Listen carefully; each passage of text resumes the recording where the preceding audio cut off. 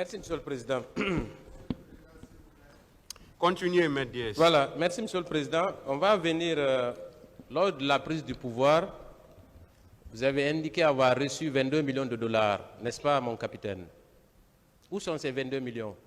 Je ne réponds pas à cette question. Est-ce que vous savez qu'il y a une procédure judiciaire qui est actuellement pendante à l'ORDEF pour justement rechercher ces 22 millions de dollars? Je ne réponds pas à cette question. S'il y a des commentaires, Monsieur le Président, quand je dis que je ne réponds pas à cette question, vous avez bien dit qu'il n'y a pas de commentaires. Et j'estime que j'ai aussi ce droit, Monsieur le Président. C'est pourquoi quand vous dites que vous ne répondez pas, restez là, s'il vous plaît. Quand vous dites que vous ne répondez pas, mais vous-même vous dites je ne réponds pas, mais vous continuez encore. Non, c'est parce que... S'il vous plaît, quand vous dites que vous ne répondez pas, attendez une autre question. Mais si vous-même vous dites je ne réponds pas, ou bien vous commencez d'abord par faire des commentaires, après vous dites je ne réponds pas. Donc quand vous dites je ne réponds pas, attendez une autre question. Donc c'est pourquoi vous devez vous calmer. Continuez, maître. Merci, Monsieur le Président. Encore une fois. Est-ce que vous savez que des poursuites sont engagées pour la recherche de ces 22 millions de dollars? Je n'en sais rien. Donc, vous et le général Konaté, il va falloir d'un moment à un autre vous expliquer sur ces faits. Je passe. Lors de votre premier interrogatoire à la barre, le jour-là, vous avez demandé le renvoi pour cause de maladie, vous avez déclaré ceci. Un officier d'état-major est fait pour la prison et la guerre. Est-ce que vous maintenez cette déclaration, mon capitaine? Je voulais juste dire le caractère d'un officier d'état-major. Un officier d'état-major, c'est un homme de caractère au sens le plus élevé de l'honneur et de la dignité. Et lorsqu'il accepte d'aller sous le drapeau, il ne va pas sous le drapeau pour faire plaisir à quelqu'un, il va sous le drapeau pour défendre les couleurs. Donc par conséquent, il peut trouver la mort, il peut trouver, et si d'ailleurs il est pris prisonnier pendant la guerre, il est fait comme prisonnier, c'est dans ce sens-là qu'il faut comprendre qu'on n'est pas officier qui le veut. Voilà. Merci pour ces brillantes explications, mon capitaine. Mais est-ce que moi j'ai envie de vous dire que la prison est un déshonneur pour un officier d'état-major? Un officier d'état-major ne va en prison que quand il a commis des crimes. Et dans votre cas, vous êtes responsable de la mort de plus de 150 personnes. Raison pour laquelle vous êtes en prison, mon colonel. Est-ce que aujourd'hui on peut dire que vous êtes un homme d'honneur? Je suis un homme d'honneur pour la simple raison qu'il y a plus de 10 ans, j'ai toujours demandé qu'il y ait justice. C'est ce qui fait la différence d'un officier d'honneur. Le tribunal appréciera ainsi que le public. J'en ai terminé. Calmez-vous, j'en ai fini. Merci beaucoup. Je n'ai plus besoin de votre réponse. C'est bon, Monsieur le Président, j'en ai terminé. Personne ne m'a obligé de venir du Burkina Faso. S'il vous plaît, maître, asseyez-vous. Arrêtez, asseyez-vous. Je suis venu de moi-même. Vous vous enflammez. Asseyez-vous. Je suis venu. Si, monsieur Camara, c'est bon, hein? C'est bon, vous avez répondu, c'est bon. Je suis venu mettre... Monsieur Camara, vous vous arrêtez.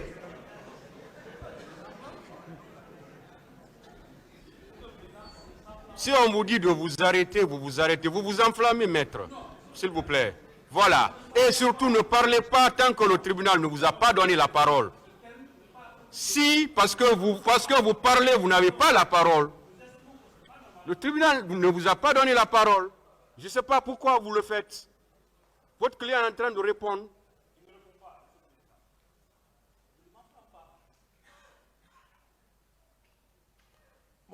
Bon, Monsieur le Président,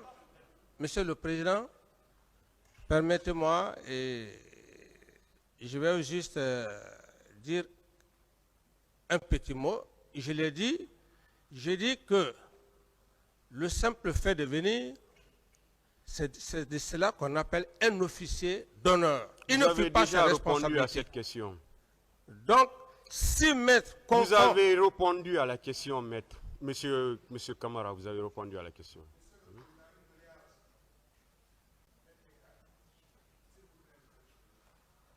Oui, allez-y.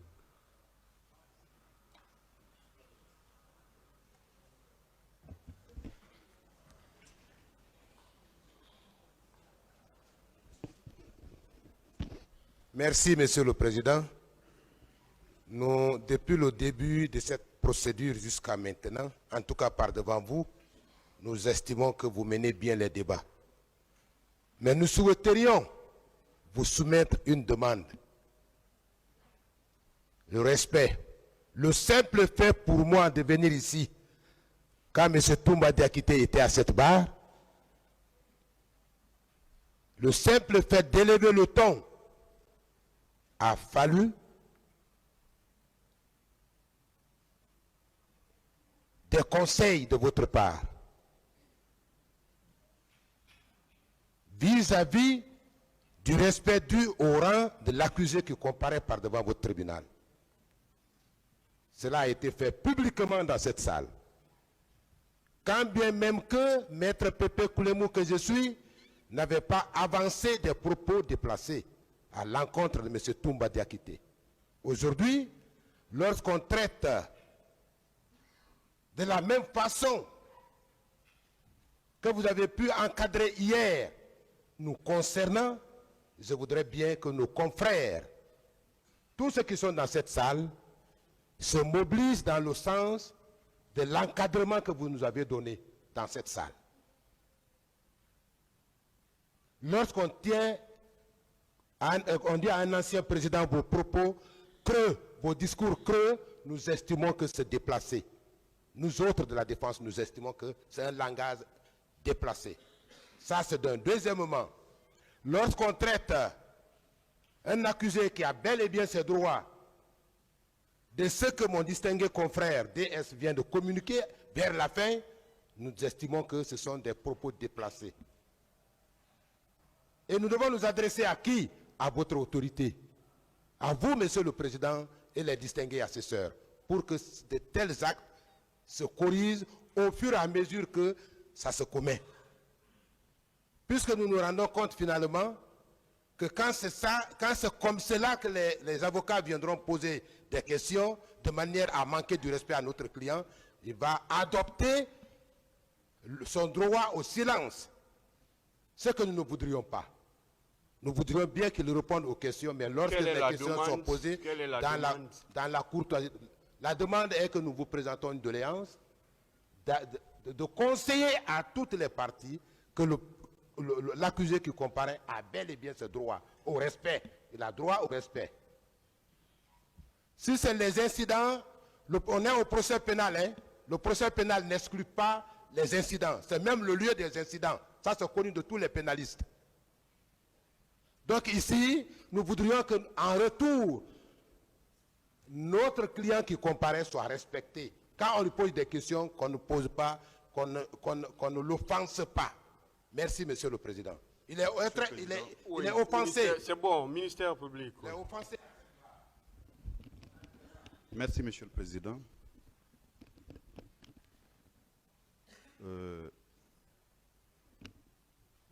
Suite à ce que vient de dire Maître Pépé Koulemou, je voudrais dire que vous avez rappelé les règles du jeu à M. Moussa Dadis Camara. Il a des droits et à cette barre, il a des obligations. Et je voudrais insister sur un fait, c'est qu'à cette barre, il a un statut d'accusé. Ce n'est pas son statut d'ancien président qui nous intéresse ici. C'est M. Moussa Dadis Camara qui a été renvoyé devant la juridiction criminelle par une ordonnance autant que tous les autres accusés. Et donc, quand je prenais la parole la fois dernière, je lui ai dit qu'il doit se prêter à un rituel qui voudrait qu'on lui pose des questions qui vont éclairer la lanterne du tribunal. Et toutes les fois que nous autres partis, nous avons eu une attitude de nature qui ne cadre pas avec les rituels du palais, vous aviez bien voulu nous rappeler à l'ordre. Dire à un quelconque accusé qui comparait devant la juridiction qu'il avait tenu des discours creux, il n'y a rien d'offensant, il n'y a rien de désobligeant, il n'y a pas un signe de manquement de respect. ce n'est qu'un qualificatif des discours qu'il avait tenus autrefois. Et donc, il faudrait que M. Camara comprenne qu'il doit, comme vous l'avez précisé, s'il le veut, répondre aux questions par un oui, par un non, ou s'il le veut, garder le silence. Mais il ne peut pas empêcher au parti que nous sommes de lui poser des questions. Bien sûr, vous avez rappelé que nous devons le faire avec courtoisie. Et lui aussi doit répondre aux questions que nous lui posons avec courtoisie. C'est ça les règles du jeu. Et ça ne m'a pas commencé par lui. Et les règles ne seront pas réinventées parce que c'est M. Moussa Dadis Camara. Il avait précisé lui-même qu'il ne comparait pas à cette barre en tant qu'ancien président. Dans tous les cas, nous ne sommes pas devant la haute cour de justice, nous sommes devant la juridiction criminelle, siégeant en cette matière, qui fait défiler des accusés pour que des questions leur soient posées. Et donc, nous sommes en matière de procédure pénale. Les débats sont essentiellement oraux.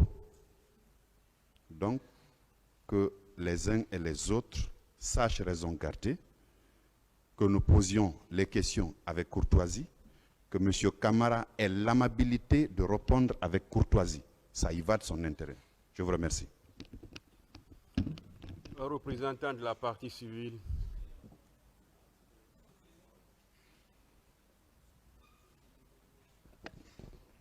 Bon. Je vous remercie bien, Monsieur le Président. Monsieur le Président, je crois que nos confrères de l'autre côté sont en train de nous retarder pour nous rien. Nous avons suivi ici le passage de M. Toumba, de M. Pivi, de M. Kyogoro et autres. Des questions ont été posées pêle-mêle. Mais si nos confrères de l'autre côté veulent faire croire à leurs clients qu'il est un ancien président ici, je crois qu'ils vont souffrir. C'est de ça que nous sommes en train de subir, Monsieur le Président. Monsieur Camara, je crois que je ne veux pas faire des remontrances à mes confrères de l'autre côté, mais je crois que M. Camara n'est pas en train de comprendre et n'a pas été bien conseillé. Je crois qu'on ne lui a pas dit que sa réaction, son comportement ici à la barre peut avoir une influence sur son sort. On ne lui a pas dit. Je crois qu'il doit comprendre qu'il ne comparait pas ici en tant qu'ancien président. Il comparait ici en tant que Moussa Dadis Camara, citoyen qui est poursuivi pour des faits précis. Pour le moment, le tribunal est en train de chercher s'il est responsable ou bien s'il n'est pas responsable. Mais il a attendu pendant 10 ans. Lui-même, tout le temps, il disait, je demande procès, je demande procès.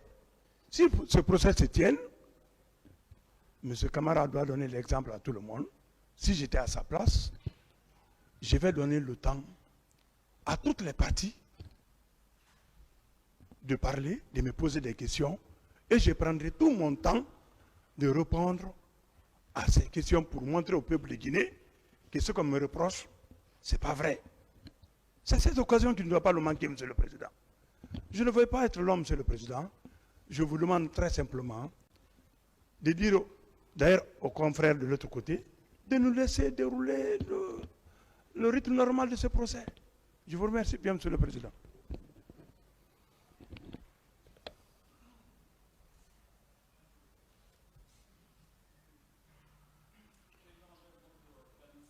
Oui.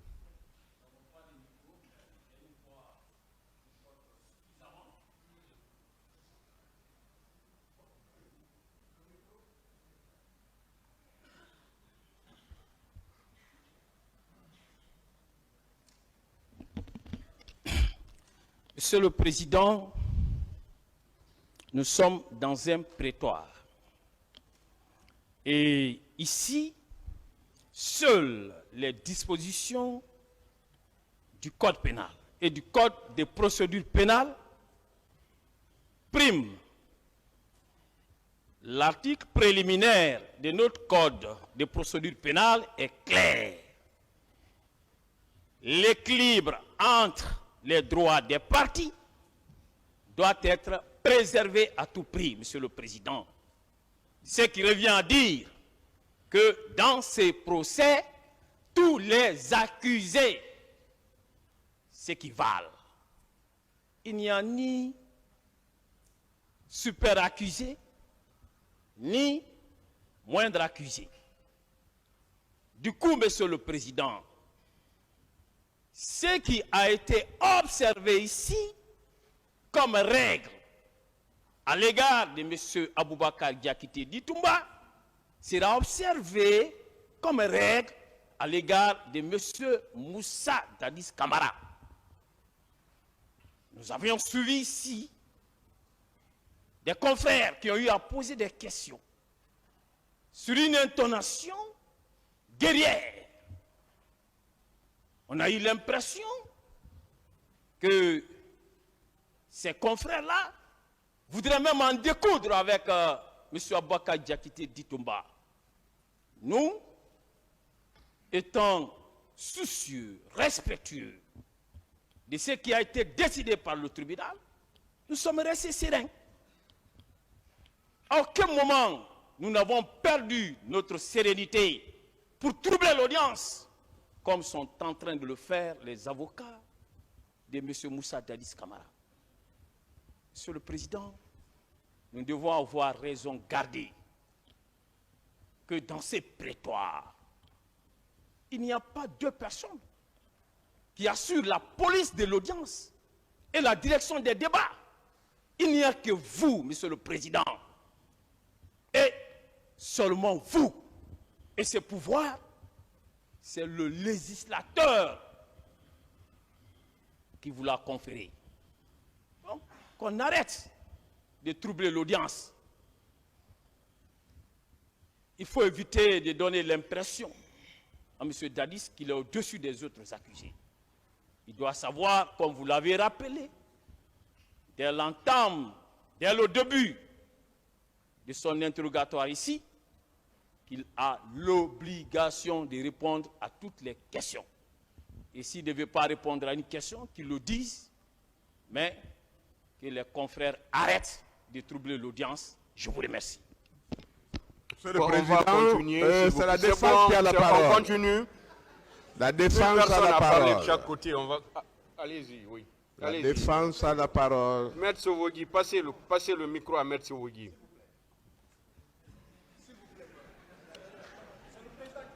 Passez le micro, Maître. Merci. Merci, Monsieur le Président. Ce que moi je voudrais dire est très simple. C'est dans le même registre sur un autre plan. Le président Dadis, l'accusé qui est à la barre, lui-même a clamé haut et fort ici qu'il comparaît en tant qu'accusé. Il a réitéré plusieurs fois. Maintenant qu'il y ait des sorties qui ne vont pas dans le même sens, il vous appartient, comme vous l'avez toujours fait, de dire à l'accusé que c'est un accusé. Il n'a pas un statut spécial ici. Il ne l'a jamais dit et il ne veut pas le clamer. Chacun peut donner, comme vous l'avez dit encore, monsieur le procureur l'a dit, chacun peut qualifier comme il veut les propos de Maître DS. Parce que le problème est parti de là-bas. Mais quand on parle déjà d'honneur, je ne sais pas quelles sont les expressions employées par le législateur lui-même. Les questions d'honneur et de dignité. Est-ce que vous êtes un officier d'honneur? Moi, je crois que c'est déplacé, c'est péjoratif. C'est mon point de vue. Est-ce que c'est un discours creux moi, avocat, je ne tiendrai pas ce type de propos à l'égard d'un accusé. Je trouverai des mots pour le dire. Et peut-être que ça va donner le même sens, mais ça ne va pas le toucher. On nous a appris ça. On a trop de propos pour pouvoir amener l'accusé à répondre à des questions.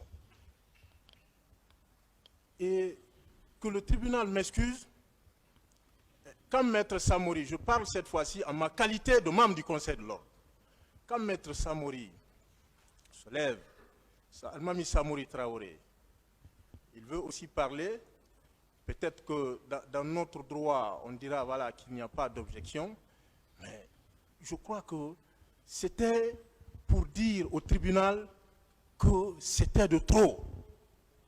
Mais tout de suite là, lui aussi, il s'est senti offensé parce que le tribunal a dit qu'il s'enflamme. Moi, je crois que de part et d'autre,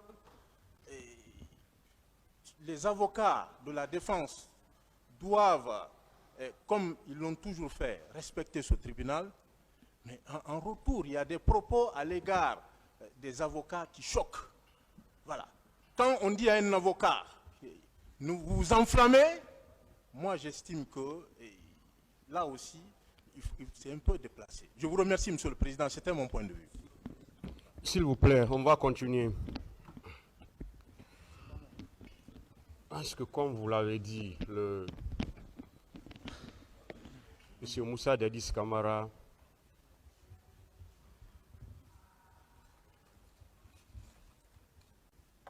à une des questions du ministère public, a dit ici qu'il connaît son statut.